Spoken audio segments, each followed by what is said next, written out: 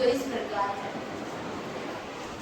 पूरे देश में भाषा और इसके उपयोग को बढ़ावा देने के लिए हर साल 14 सितंबर को हिंदी दिवस मनाया जाता है।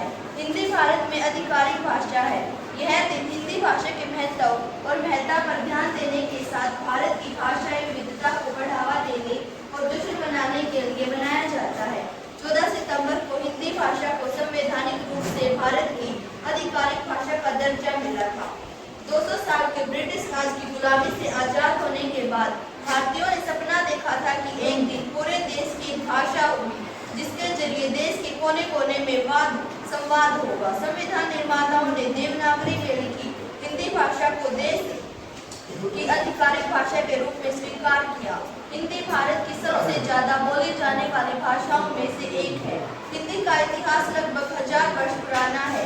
यह वह समय था जब हिंदी भाषा में भारतीय दूत और प्रेमचंद्र जैसे महान शूरियों का जन्म हुआ। इसके साथ भारत की आजादी में भी हिंदी भाषा का काफी महत्व रहा। यही कारण था कि हिंदी को जन जन की भाषा माना गया और आजादी के पश्चात इसे राजभाषा का दर्जा मिला। हिंदी को राष्ट्रभाषा बनाने के लिए लंबी लड़ाई लड़ चुके राजेंद्र सिन्हा का 50वां जन्म दिवस 14 सितंबर 1949 को था, जिस दिन हिंदी को राष्ट्रभाषा स्वीकार किया गया। कहा जाता है कि उन्होंने हिंदी को राष्ट्रभाषा के तौर पर स्थापित करवाने के लिए काका मित्र शरण गुप्त, कालेकर, हजारी प्रसाद द्विवेदी, सेठ गोविंद दास जैसे कई साहित्यकारों को साथ लेकर भरपूर प्रयास किया था।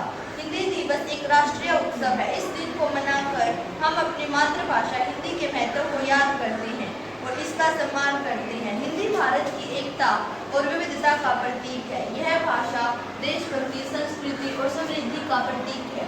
अतः मैं आपसे कहना चाहती हूँ कि हमें अपनी मातृभाषा के प्रति समर्पित रहना चाहिए। हमें इसे सीखना चाहिए, उसका सदुपयोग करना चाहिए और उसका संरक्षण करना चाहिए। हिंदी दिवस हमें हमारे देश के सांस्कृतिक धरोहर के प्रति समर्पित और जागरूक बनाती है और हमें याद दिलाती है